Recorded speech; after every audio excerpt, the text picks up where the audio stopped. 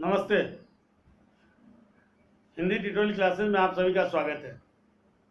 आज हम लोग कक्षा 10 के लिए निर्धारित पाठ्यपुस्तक स्पर्श भाग 2 में संकलित मैथिली शरण गुप्त की कविता मनुष्यता को समझने का प्रयास करेंगे।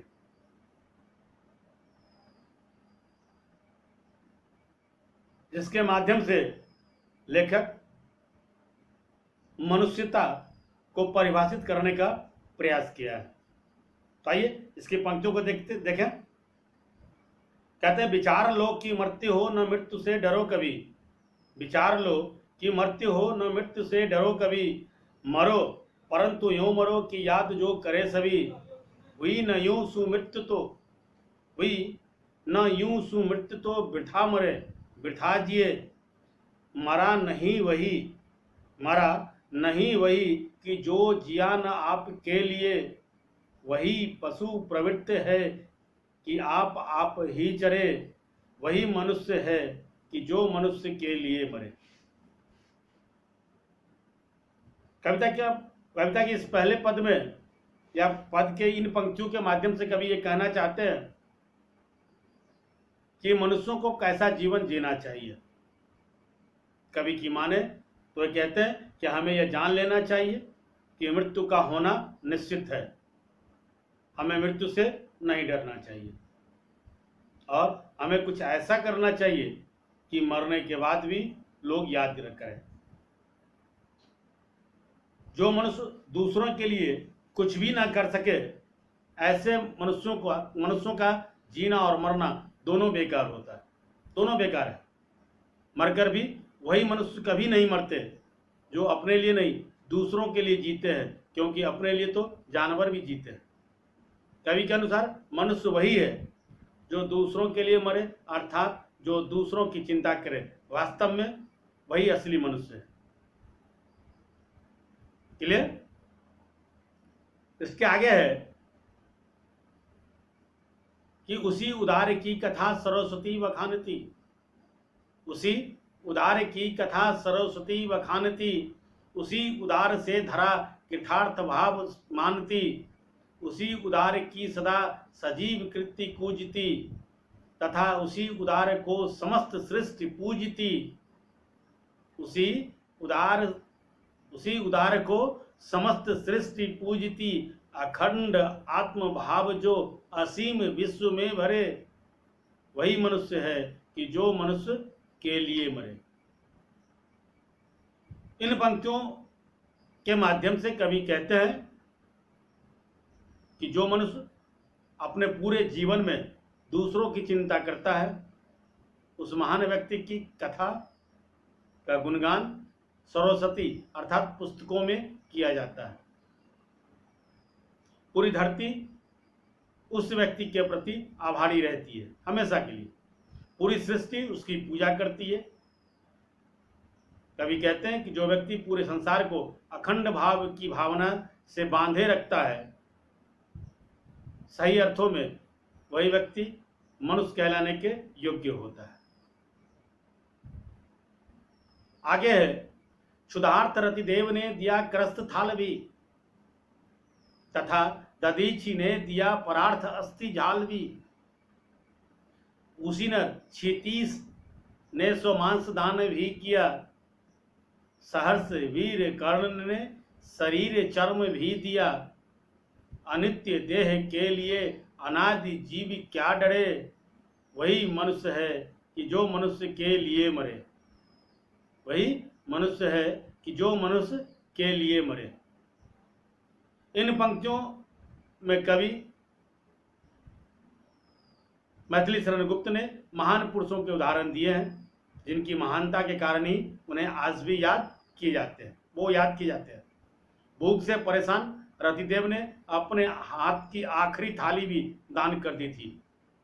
महर्षि दधीची ने अपने पूरे शरीर की हड्डियां वज्र बनाने के लिए इंद्र को दान कर दिया था। उसीनर देश के राजा शिवी ने कबूतर की जान को बचाने के लिए अपने पूरे शरीर के मांस को दान कर दिया था। और वीर कर्ण ने अपनी खुशी से अपने शरीर का कवच दान कर दिया था। कवि यहाँ कहना चाहते हैं कि आखिर मनुष्य इस नश्वर शरीर के लिए क्यों डरता है, जबकि मनुष्य वही कहलाने के योग्य होता है जो दूसरों के लिए अपने आप को त्याग कर देता है। क्लियर? या अपने आप का त्याग कर देता है। आगे है सहानुभूति चाहिए महाविभूति है ये, वशीकता सदैव है बनी हुई स्वयं वही, विरुद्ध भाव बुद्ध का दया प्रवाह में बहा, विनित लोक वर्ग क्या न सामने झुका रहा, आहा वही उदार है परोपकार जो करे, वही मनुष्य है कि जो मनुष्य के लिए मरे, वही मनुष्य है कि जो मनुष्य के लिए मरे। इन पंक्तियों में कवि महात्मा बुद्ध का उदाहरण देते हुए कहते हैं कि दया और करुणा सबसे बड़ा धन होता है। मनुष्यों के मन में सबके प्रति दया के भाव और करुणा का भाव होना ही चाहिए, यही सबसे बड़ा धन है। स्वयं ईश्वर भी ऐसे लोगों के साथ रहते हैं। कवि ने महात्मा बुद्ध को उदाहरण के रूप में प्रस्तुत करते हुए कहते हैं कि जब उन लोगों का दुख, उनसे जब लोगों का दुख नहीं देखा गया तो वे लोक कल्याण के लिए दुनिया के नियमों के विरुद्ध चले गए। उनके दया और परोपकार के कारण ही आज भी वे याद किए जाते हैं और उनकी पूजा की जाती है। महान उसको कहा जाता है जो परोपकार करता है। इस प्रकार वास्तव में वही मनुष्य कहलाने के योग्य होता है जो मनुष्यों के लिए जीता है और मनुष्यों के लिए मरता है। रहो न भूल के कभी मदांध तुच्छ वित्त में, रहो न भूल के कभी मदांध तुच्छ वित्त में, अनाथ जान आपको करो न गर्व चित्त में, सनाथ जान कर आपको करो न गर्व चित्त में, अनाथ कौन है यहाँ त्रिलोकनाथ साथ हैं, दयालु दीन बंधु के बड़े विशाल हाथ हैं, अतीब भाग्यहीन है, अतीब भाग्यहीन है, अधीर भाव जो करे, वही मनुष्य है जो मनुष्य के लिए मरे, वही मनुष्य है जो मनुष्य के लिए मरे। यहाँ इन पंक्तियों में कवि का स्पष्ट कहना है कि संपत्ति एवं अपने यश पर कभी किसी को भी घमंड नहीं करना चाहिए और किसी को भी अनाथ तो बिल्कुल भी नहीं समझना चाहिए, क्योंकि ईश्वर सबके साथ है। यहाँ कौन अनाथ है? कोई भी तो नहीं, क्योंकि उस ईश्वर का साथ सबके साथ है। वह बहुत दयावान है, उसका हाथ सबके ऊपर बराबर रहता है। कवि के मुताबिक वह व्यक्ति भाग्यहीन होता है जो इस प्रकार के उतावलापन को अपने मन के अंदर रखता है, क्योंकि मनुष्य वही व्यक्ति कहलाता है या वही व्यक्ति कहलाने के योग्य होता है जो इन सब चीजों से ऊपर उठकर सोचता है। क्लियर?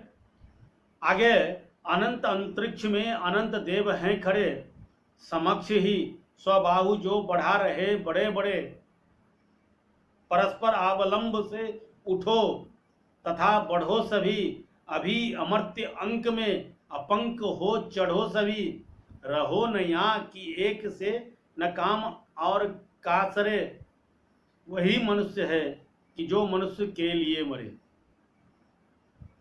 यहाँ इन पंक्तियों में कवि की माने तो वे कहते हैं कि कलंक रहित रहने और दूसरों का सहारा बनने वाले मनुष्य का देवता भी स्वागत करते हैं। अंतहीन आकाश में असंख्य देवता खड़े हैं जो दयालु और परोपकारी मनुष्यों का स्वागत करते हैं। इसलिए दूसरों का सहारा बनो और सभी को साथ में लेकर आगे बढ़ो। सभी को चाहिए कि वे कलंक रहित हों, ईश्वर के करीब रहें। कलंक रहित हो, ईश्वर के करीब रहें, अर्थात उन्हें अपने मतलब के लिए नहीं जीना चाहिए, अपना और दूसरों का कल्याण वो उद्धार करना चाहिए, क्योंकि इस मरणशील संसार में मनुष्य वही है जो मनुष्यों का कल्याण करे। क्लियर? आगे है, मनुष्य मात्र बंधु है, मनुष्य मात्र बंधु है, यही बड़ा विवेक है। पुराण पुरुष स्वयंभू पिता प्रसिद्ध एक है। फलानुसार कर्म के अवश्य ब्रह्म भेद हैं, परंतु अंतरैक्य में प्रमाण भूत भेद हैं। अनर्थ है कि बंधुहीन बंधु की व्यथा हरे, वही मनुष्य है कि जो मनुष्य के लिए मरे। यहां कवि कहते हैं कि हम सब एक ही ईश्वर के संतान हैं, अतः हम सभी मनुष्य एक दूसरे के भाई अर्थात अपने हैं। पुराणों में जिसे स्वयं उत्पन्न माना गया है वही ईश्वर हम सभी के पिता हैं, अर्थात सभी मनुष्य एक ही ईश्वर के संतान हैं। बाहरी कारणों के कारण प्रत्येक मनुष्य के कर्म भले ही अलग अलग हों, पर हमारे वेद इस बात के साक्षी हैं कि सभी की आत्मा एक है। फिर भी यदि भाई ही भाई के दुख अथवा उसके कष्टों का नाश नहीं करेगा तो उसका जीना व्यर्थ है, क्योंकि मनुष्य वही कहलाता है या वही कहलाने के योग्य होता है जो बुरे समय में दूसरे मनुष्यों के काम आता है। क्लियर? आगे चलो। अभिष्ट मार्ग में सहर्ष खेलते हुए, विपत्ति विघ्न में जो पड़े उन्हें ढकेलते हुए, घटे न हेल मेल, हाँ बढ़े न भिन्नता कभी। अतर्क एक पंथ के सतर्क पंथ हो सभी, अतर्क एक पंथ के सतर्क पंथ हो सभी। तभी समर्थ भाव है कि तारता हुआ तरे, वही मनुष्य है कि जो मनुष्य के लिए मरे। यहाँ कवि कहते हैं कि यदि हम खुशी से सारे कष्टों को हटाते हुए जब भेदभाव से दूर रहेंगे तभी समाज की उन्नति या समाज में उन्नति संभव है या संभव हो सकेगी। अर्थात मनुष्यों को अपनी इच्छा से चुने हुए मार्ग पर खुशी खुशी चलना चाहिए। रास्ते में कोई भी बाधाएं आए उन्हें हटाते चले। मनुष्यों को यह ध्यान रखना चाहिए कि आपसी समझ को कभी बिगड़ने ना दें। बिना किसी तर्क वितर्क के सभी को एक साथ लेकर आगे बढ़े, तभी मनुष्य दूसरों की उन्नति और कल्याण के साथ अपनी समृद्धि भी कर सकेगा। क्लियर? तो ये थे मैथिली शरण गुप्त के द्वारा लिखी गई कविता मनुष्यता। आशा है ये वीडियो आपको अच्छा लगा होगा। ये वीडियो अगर आपको अच्छा लगा हो तो इसे लाइक करें, अपने मित्रों तक शेयर करें, और अगर अभी तक अपने चैनल को सब्सक्राइब नहीं किया है तो चैनल को सब्सक्राइब करें, बेल आइकन जरूर दबाएं ताकि समय से नए वीडियो का नोटिफिकेशन आप सबको मिलता रहे। आप देखते रहिए हिंदी ट्यूटोरियल क्लासेस। धन्यवाद।